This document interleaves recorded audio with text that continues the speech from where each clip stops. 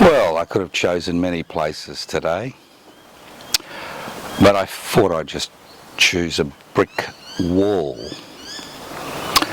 Why? Well, today I'm going to talk about the great confabulator. Remember before World War II, Charlie Chaplin did a movie on Mr. Hitler called The Great Dictator. Well, a lot of people think or believe there are parallels between the election of Hitler as the Chancellor of Germany and the resultant carnage, and the election of Trump as a President of the United States of America. Well, nothing could be further from the truth. People talk about good and evil, concepts like good and evil. They talk about concepts like defeat and victory. And they talk about the disintegration of the United States of America. And even a few commentators talk about the pending civil war. Well, nothing could be further from the truth, because Trump isn't a dictator, although he has extraordinary powers as the United States President. He is a confabulator. He is a chronic liar. And in many regards, what we are seeing is a period of hope, profound hope. Not because Trump has been elected as President of the United States of America by the American people, but because it highlights the bankruptcy of a parliamentary system which is manipulated by the fourth estate, especially the growing power of the fourth estate on virtual platforms, and an increasing number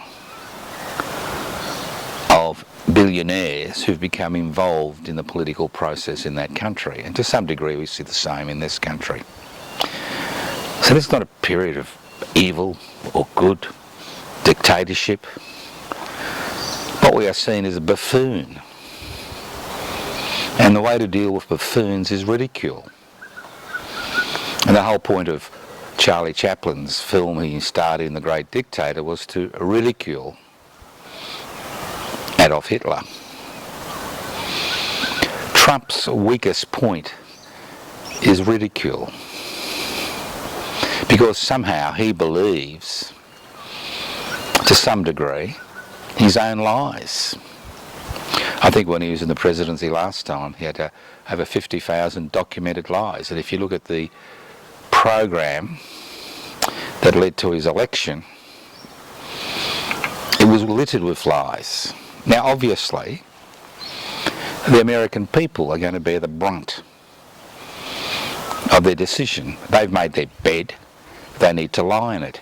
But because the United States of America is 852 foreign military bases, compared to China's one, the rest of the world may find themselves in the firing line. And the problem is that this country, Australia, is totally integrated in the United States military, digital, industrial complex. Totally integrated. Not just in terms of having United States bases in this country, not just in terms of having United States troops stationed in this country, and not just in terms of having our military equipment totally integrated to the US military digital industrial complex. But the fact is that most Australians still have the belief that somehow the United States of America will come to our defence. And the election of Trump highlights that the most important issue for the United States of America is Americans. It's not its allies, but it's America. But going back a few steps, why do we find ourselves in this situation? And we've spoken about this over and over and over again. Now, the last 45, 50 years have seen the triumph of neoliberalism. And what is neoliberalism? Neoliberalism is based on 4 pillars. Deregulation, removing regulations which determine how society functions, giving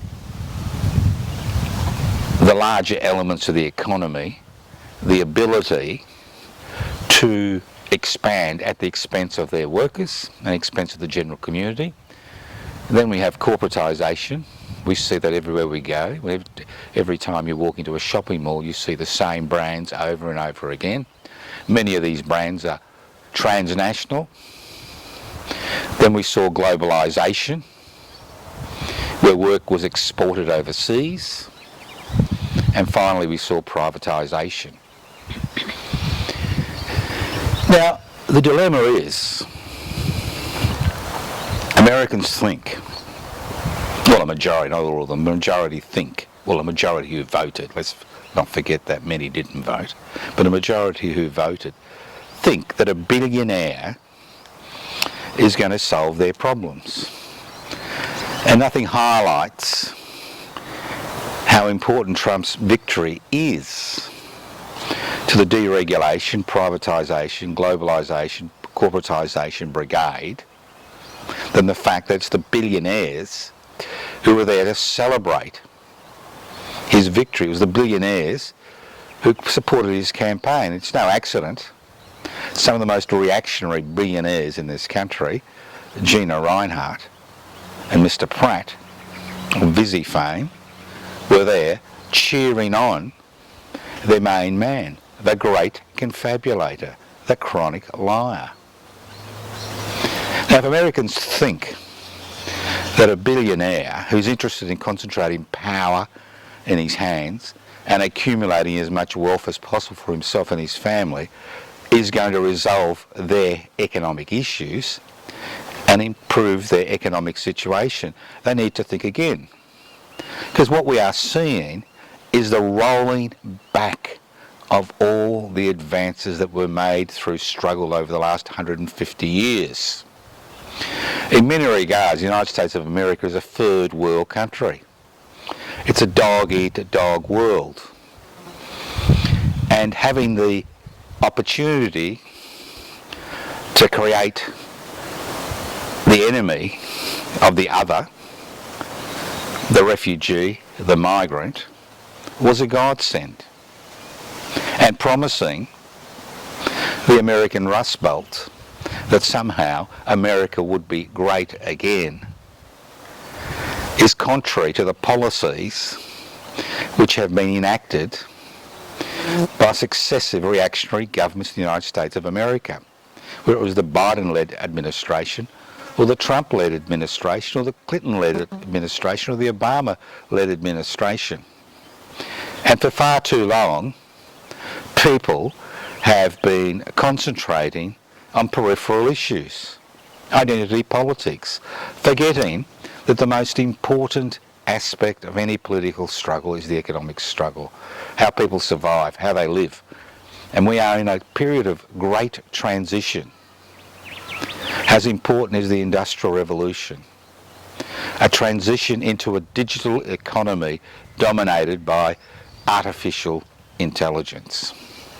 When the way people make their living and survive is threatened, people look for enemies and simple solutions to their dilemmas. And the great confabulator was able to convince people that the enemy within was the main issue. Never once during the campaign was the concentration of power and wealth an issue. And if Americans think that electing a billionaire with a patchy personal and business record is somehow going to resolve the growing inequalities that occur in that country, they need to think again. And we need to think again, because we've got on the same trajectory. So what we are seeing is a new version of neoliberalism. A version which is based on the denial of reality. And the fact about reality is it doesn't matter how long you deny it. The fact is reality is reality. You can have all the belief systems in the world. You can believe that climate change doesn't exist. There is no climate emergency. And you can pass legislation to remove legislation which was put in place to deal with this issue. And all that will occur is that emergency will become more and more and more vibrant. You can believe that somehow a billionaire who's made his wealth in some of the most despicable ways is going to resolve your problems because he is a strong leader. The fact is that what we will see as far as the United States economy is concerned is the rich grow richer, and the poor grow poorer. But as I said, this is a period of profound opportunity. We are coming to the end of an era where corporations dominate everyday existence, an era where people are beginning to lose faith in the political processes they're under, a period where resistance can take new forms.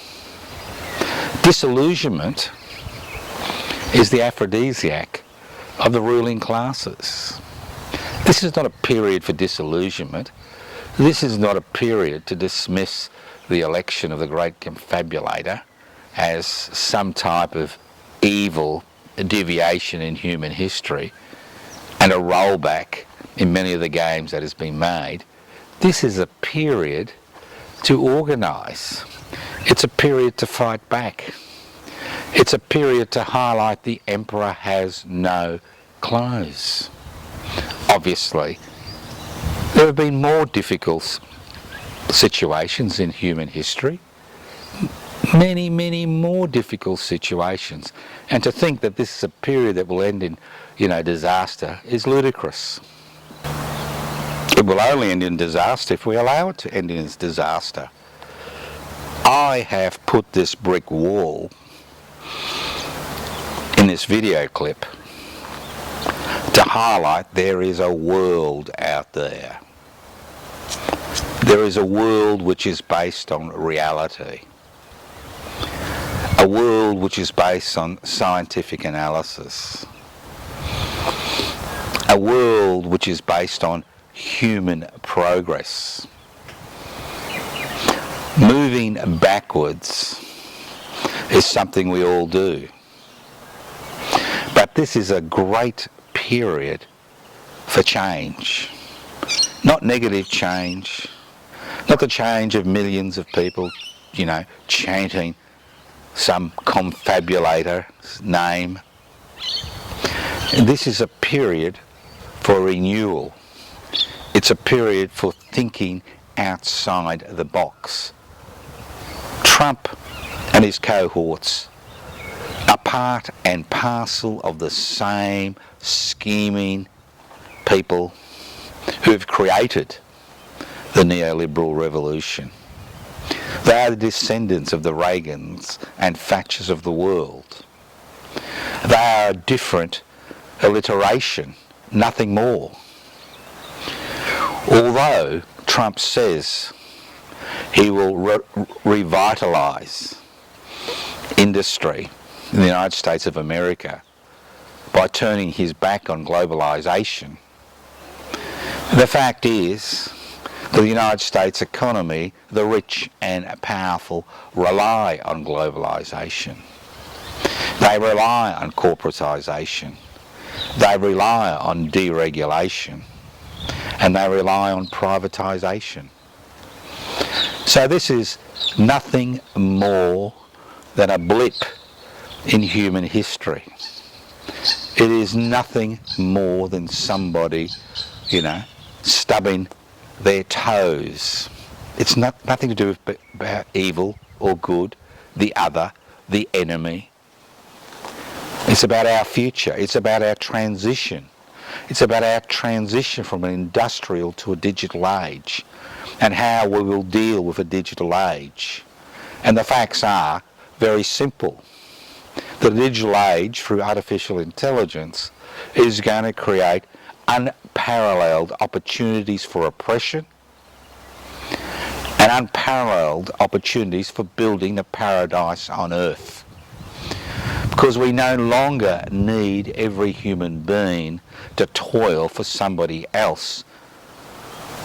We are at the verge of a change, significant change in human history, where we are no longer the destroyers of our natural environment, the destroyers of our planet, but we have now come to a position where change will come, irrespective of people putting their trust in a confabulator who has no idea what the truth is, who is only interested in his and his family's personal fortunes and power.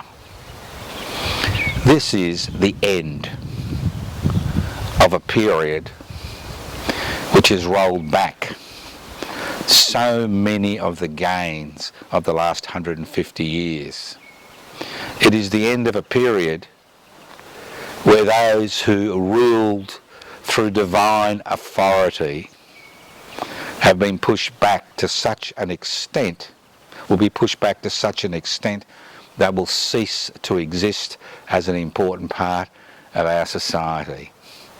This is a house built of cards, let alone of straw or bricks. It will collapse on itself. And as it collapses on itself because of its internal contradictions, it is our role as activists, our role as people who see beyond the immediate, as people who see a future which is built on the sacrifices of the past. It is up to us to grab this moment, not hide, not moan, not talk about the end of human civilization as we know it. This is a sideshow. A buffoon, a confabulator, is now President of the United States of America, courtesy of the American people. As Australians, it's important that we think about, seriously, an independent foreign policy, that we can't become part of the non-aligned movement, that we cut our ties, our defence ties to the United States of America, because if we don't, we will, as a people and as our country, find ourselves in increasingly difficult situations as the dozens of the world vie for power, trying to emulate the great confabulator by creating situations in our society which pit us against one another. And that is the great danger. That is the great danger. That we see one another, that we see the powerless as our enemies, when ultimately our enemies have been the same people over and over and over again since the beginning of human history. Those who concentrate power in their hands, those who use their wealth to manipulate their societies to increase their wealth. So I implore you to see this for what it is, a hiccup in human history. It is the period of the buffoons, the fools. It is their period, but it highlights the end of one period and the beginning of another.